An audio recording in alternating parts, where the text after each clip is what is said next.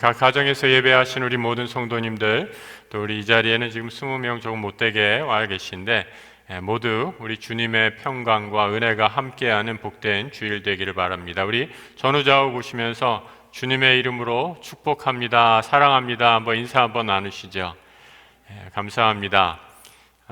새해 둘째 주 로마서 12장의 말씀을 통해서 어두운 시대를 밝히는 그리스도인이라는 제목으로 은혜의 말씀 나누도록 하겠습니다. 바울의 서신은 대부분 당시 교회 공동체를 위해 쓰여진 글입니다. 그 당시엔 종이가 없었기 때문에 교회의 대표나 또 지도자가 모든 성도들을 모아놓고 아마 같이 읽었을 것이다 이렇게 추정을 합니다. 그래서 이 바울이 쓴 편지를 가리켜서 돌려가면서 읽었다라고 해서 회람 문서라고 이렇게도 말하기도 하죠. 로마라는 거대한 제국에서 그리스도인들은 그야말로 소수자, 마이너리티 중에 마이너리티였습니다. 그런데 아주 이렇게 소수의 사람들이 세계를 지배했던 로마 제국, 더 나아가 서구 역사에 끼친 영향은 어마어마하죠. 오늘 우리가 잘 아는 구절, 오늘 본문이 들어가 있는 로마서 12장의 처음은 이렇게 시작하고 있습니다. 같이 한번 읽어보시죠. 그러므로 형제들아, 내가 하나님의 모든 자비하심으로 너희를 권하노니 너희 몸을 하나님이 기뻐하시는 거룩한 산 제물로 드리라. 이는 너희가 드릴 영적 예배니라. 너희는 이 세대를 본받지 말고 오직 마음을 새롭게 함으로 변화를 받아 하나님의 선하시고 기뻐하시고 온전하신 뜻이 무엇인지 분별하도록 하라. 아주 오래전에 바울의 조상이었던 유대인들은 동물의 각을 떠서 그 동물의 피로 하나님께 예배했습니다. 그런데 바울은 이제 삶의 제사를 드리라 라고 이렇게 말하고 있죠. 삶의 제사라는 것은 모든 영역을 하나님께 드린다라는 점에서 구약의 제사보다도 훨씬 더 포괄적이고 깊이 있는 제사라고 말할 수 있습니다. 당시 유대인들의 착각이 무엇이었습니까? 하나님은 제사의 의례에만, 또 자신이 바치는 예물에만 관심이 있다라고 착각했습니다. 그래서 안식일에 예배 한번 드리면, 제사 한번 하고 나면 나머지 6일은 내 마음대로 살아도 좋다라고 착각했던 거죠. 이러다 보니 삶과 예배가 분리되는 종교적인 위선에 빠지게 된 것입니다. 바울은 이런 껍데기뿐인 예배와 제사를 경고하면서 삶의 매 순간순간을 하나님께 드리라라고 말씀합니다. 삶으로 드리는 예배를 위해 이 세대를 본받지 말라라고 하죠. 세상의 가치관, 세상이 내게 주는 강요하는 것에 나를 끼워 맞춰 살지 말라는 것입니다. 바울이 말하는 세대, 또 우리가 사는 세대, 시간적인 간격이 참 큽니다. 하지만 말씀을 거부하고 하나님을 대적하는 세상, 바울의 시대와 조금도 다르지 않았습니다. 아니, 바울의 시기보다 지금 훨씬 더 나빠진 것 같습니다. 바울은 그래서 우리가 지금 이 세대를 사는 이 세대를 본받지 말라, 그러면 다음 세대를 준비하라고 말씀하고 있습니다. 다음 세대는 어떤 세대입니까? 우리 주님이 다시 오실, 우리 주님을 다시 맞이할 준비를 하는 종말의 세대이죠. 여러분, 코로나로 인해 우리 모두가 지금 고통 중에 있습니다. 여러분이 생각하시기에 코로나 이후의 세상은 어떠리라 생각하십니까? 모든 질병이 퇴치되고 더 아름다운 꿈만 같은 그런 세상이 찾아올 것이라 예상하십니까? 결코 아니죠. 우리 주님이 오실 날이 더 가까워진 종말의 시대입니다. 우리는 이 세대를 준비해야 합니다. 타락하고 어두운 세상에서 예수의 생명과 복음을 전하는 천국의 가치관을 몸소 보여주는 사람, 이 땅에서 종말을 살아가는 그리스도인의 모습입니다. 종말의 성도는 먼저 마음을 새롭게 하라, 그래서 변화해야 한다라고 말합니다. 여기서 마음을 뜻하는 단어 헬러 누스라는 단어가 사용되었는데 이성 혹은 지성을 가리키는 단어이죠. 우리의 마음뿐만 아니라 감성뿐만이 아니라 우리의 지성도 새로워져야 한다라는 겁니다. 이성이 새로워져야 종말을 준비할 수 있다라고 말씀드리니까 혹 이렇게 생각하는 분이 계실지 모르겠습니다. 목사님, 저는 먹고 살기 바빠서 공부도 제대로 못했습니다. 이제 학교 다니란 말씀입니까? 여러분, 학교 다녀서 열심히 공부해서 다 박사되라 라는 말이 결코 아닙니다. 이성을 새롭게 하라 라는 말씀의 의미, 이제 몸의 지배, 육신의 지배를 받았던 삶에서 벗어나 거룩한 영인 성령의 지배를 받는 상태를 의미하죠. 성령의 지배를 받을 때 우리는 감정적으로 잠시 기쁘고 흥분하며 끝나지 않습니다. 생각, 행동까지 변화되는 총체적인 변화가 내 삶 가운데 일어나게 되죠. 로마서 8장 5절 이하에서 이렇게 말씀하죠. 육신을 따르는 자는 육신의 일을, 영을 따르는 자는 영의 일을 생각하나니 육신의 생각은 사망이요 영의 생각은 생명과 평안이니라. 영의 지배를 받아 생명과 평안 중에 거하게 될 때 그리스도의 몸된 교회는 화평을 이루게 됩니다. 오늘 읽어주신 본문의 바로 앞에를 보면 성도들이 교회를 섬길 때 나타나는 다양한 은사들을 말해주고 있습니다. 예언의 은사, 섬김의 은사, 가르치는 은사, 또 봉사의 은사 등 헤아릴 수 없는 많은 은사들을 통해 주님의 몸된 교회가 든든히 세워져 갑니다. 바라기는 지금까지 우리 교회 예배에만 출석하는 것으로 만족했던 성도님들 계십니까? 올해부터 주님의 몸된 교회를 위해 내가 할 수 있는 봉사를 찾아서 섬기시기 바랍니다. 내 시간을 주님의 몸된 교회를 위해 드릴 때 나의 신앙도 함께 성장하는 축복을 누릴 수 있기 때문이죠.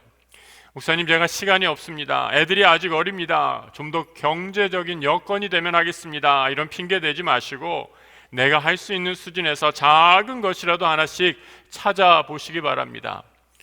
노래를 하고 싶은데 음치여서 성가대 봉사를 못 하십니까? 이런 분들 계시면 교회 학교 봉사라도 하십시오.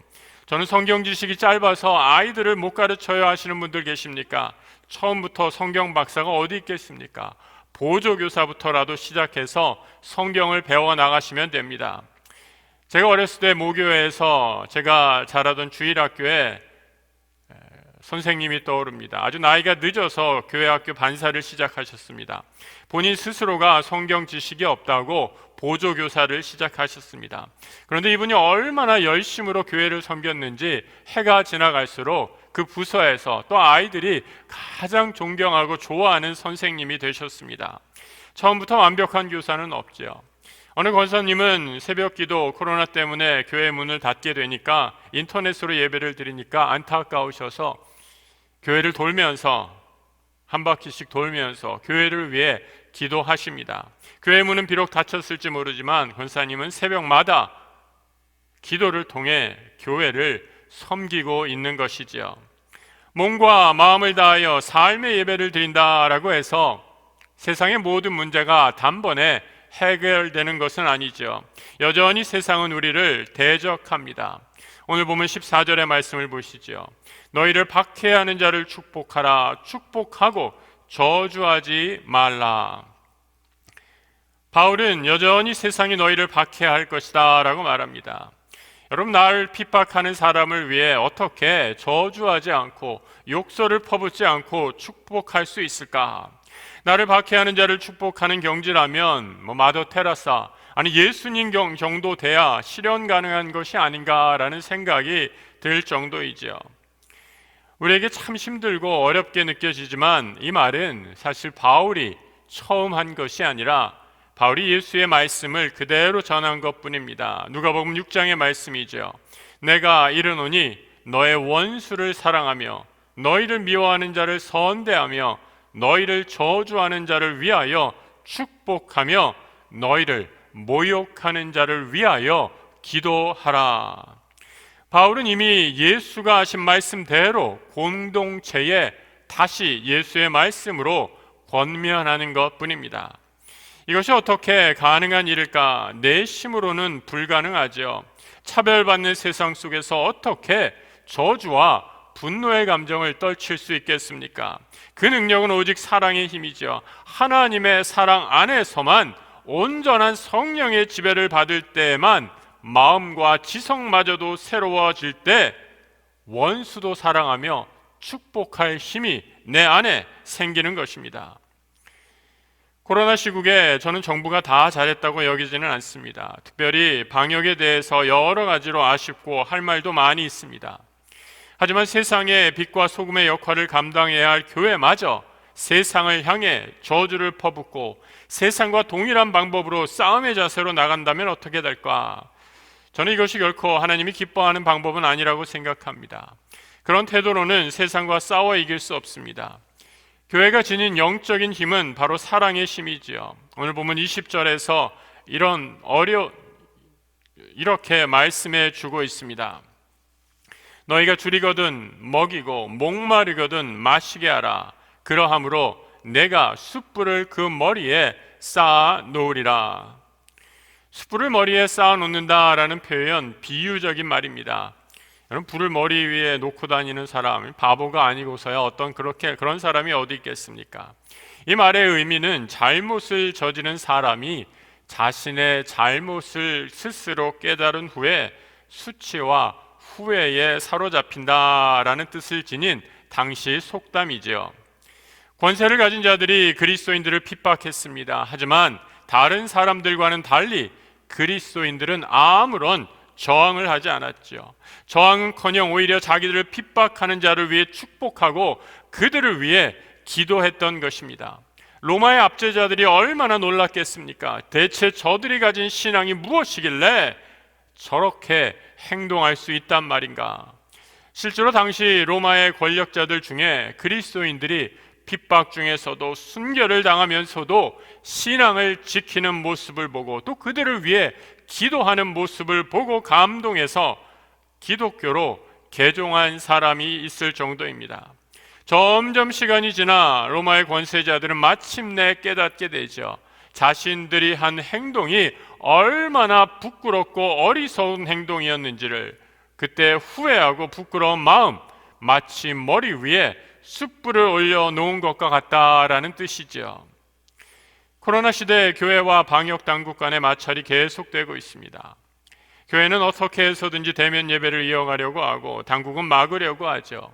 어떤 것이 바른 태도일까? 정부의 방역 조치가 일관성이 없고 그로 인해 많은 작은 규모의 사업자들 형평성의 문제를 삼아 반발하고 있는 것이 언론에 보도되었습니다. 저는 교회마저 여기에 가세할 필요는 없다고 생각합니다. 물론 섭섭하고 아쉬운 것이 왜 없겠습니까? 하지만 교회는 세상과는 다른 태도로 가야 하지요. 오히려 기도하고 축복하는 것입니다. 그날이 언제가 될지 모르지만 우리가 하나님의 말씀대로 실천하고 섬길 때 세상이 교회를 향해 우리가 잘못했던 것이 참 부끄럽습니다, 후회됩니다 라는 말을 들을 수 있는 날이 오기를 기다리며 기도하는 것이지요. 교회가 세상의 어느 모임과 달리 천국의 공동체라는 것을 어떻게 증명할 수 있을 것인가? 바울은 그것을 오늘 15절 16절에서 이렇게 구체적으로 묘사해 줍니다. 즐거워하는 자들과 함께 즐거워하고 우는 자들과 함께 울라. 서로 마음을 같이하며 높은 데 마음을 두지 말고 도리어 낮은 데 처하며 스스로 지혜 있는 채 하지 말라. 종말의 시대 교회가 세상과 어떻게 다른지, 왜 다른지를 보여주는 말씀이지요. 즐거워하는 자들과 함께 즐거워하라 라고 말합니다. 여러분, 세상은 누가 즐거워하고 좋은 일 있으면 어떻게 반응합니까? 누가 잘 돼서 즐거워하면 배 아파하죠. 사촌이 땅을 사도 배가 아프다는 속담이 있습니다. 그런데 교회는 어떤 곳입니까? 그런 것이 아니지요. 누군가가 잘 되면, 좋은 일이 있으면 마치 내일처럼 함께 기뻐하고 즐거워할 수 있는 곳이 바로 교회입니다. 믿음의 형제 자매들이기 때문이죠. 새해 들어 몇몇 집사님들이 전화가 오셨습니다. 목사님 기도해 주셔서 어려운 중에 다시 사업 계약을 체결할 수 있었습니다. 마치 제가 계약한 것처럼 얼마나 기쁘고 감사했는지 모릅니다. 세상을 살다 보면 이런 기쁘고 좋은 일만 있는 것이 아니죠. 슬프고 어려운 일도 있습니다. 작년 교회 창립주일에 함께 오신 장로님 오랫동안 아프시다가 오랜만에 오셔서 함께 생일 케이크를 잘랐습니다. 그런데 한 달이 조금 지나서 장로님 하나님께서 불러가셨습니다. 너무 안타까워서 유족들과 함께 울었던 기억이 납니다. 교회는 바로 이런 곳입니다. 함께 웃으며 우는 곳, 그것이 바로 우리가 사는 교회입니다. 요즘 세상에 왜 이렇게 힘들어하나? 바로 나와 함께 웃어주고 울어줄 사람을 찾지 못해서입니다. 그런 곳이 점점 사라지고 있습니다. 한 크리스찬 가정이 자신이 입양한 아이를 폭력으로 죽음에 이르게 했습니다. 가정도 무너지고 있습니다. 대체 어디서 함께 웃고 함께 울 공동체를 찾을 수 있단 말입니까? 교회가 이 시대의 유일한 소망입니다. 이 소망과 생명의 사역을 잘 이어가야 할 책임이 오늘 우리에게 있습니다. 마음을 높은 데 두지 말고 낮은 데 두라라고 말씀합니다. 여기서 낮은 데란 사회적으로 경제적으로 힘든 어려운 사람을 가르치는 말입니다. 로버트 라이스라는 UC 버클리 대학의 교수가 있습니다.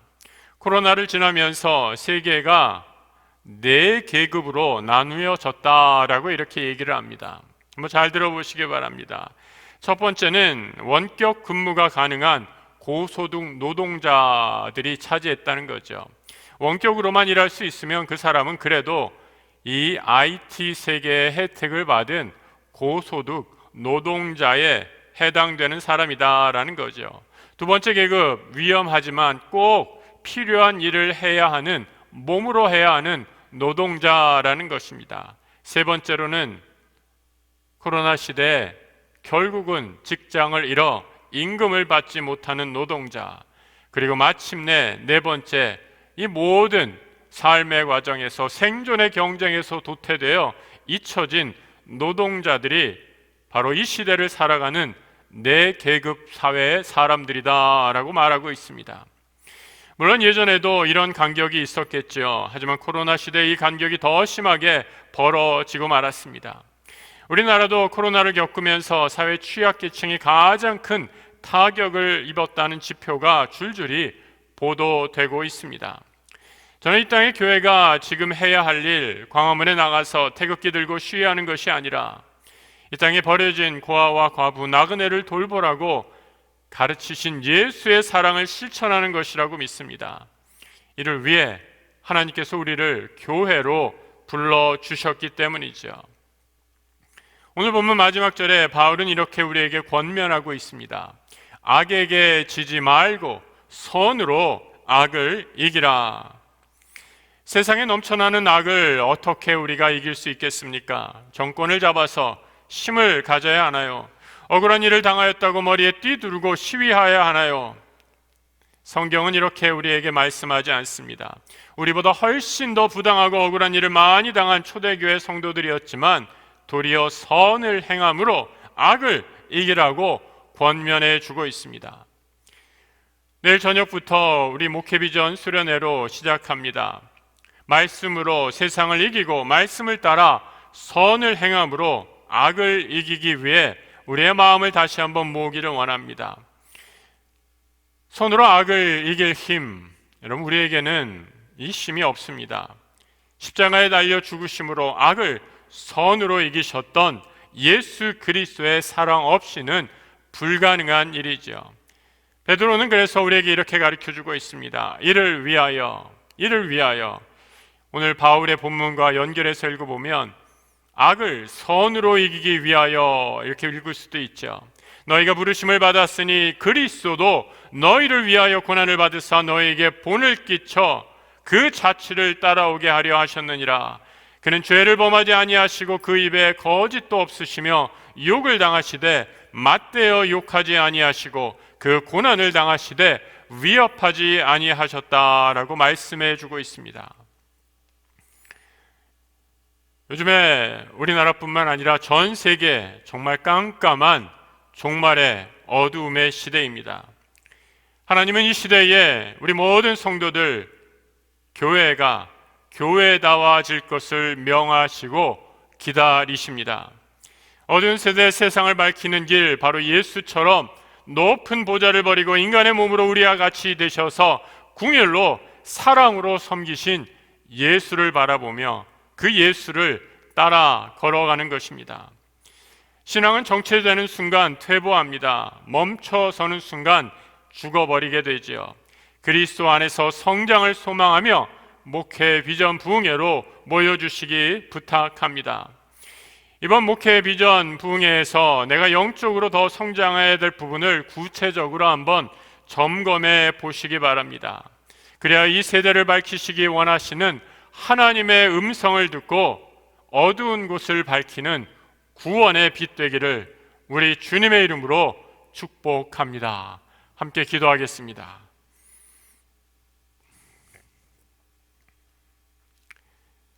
하나님, 세상이 어두움으로 가득 차 있습니다. 우리를 통해 이 어두운 세상을 밝혀 주소서. 말씀을 따라 살게 하시고 그 말씀을 실천할 수 있는 거룩한 능력을 우리에게 부어 주옵소서. 우리에겐 그 힘이 없사오니 우리보다 앞서 걸어가신 진리요 빛 되신 예수 그리스도를 바라보고 따라가게 하소서. 그래야 이 시대의 길을 잃은 수많은 영혼들이 주님의 몸된 교회를 통해 참 사랑을 깨닫고 하나님께로 돌아오는 생명의 역사 이루어가게 하소서. 생명의 빛 되신 예수 그리스도 이름으로 기도드립니다. 아멘.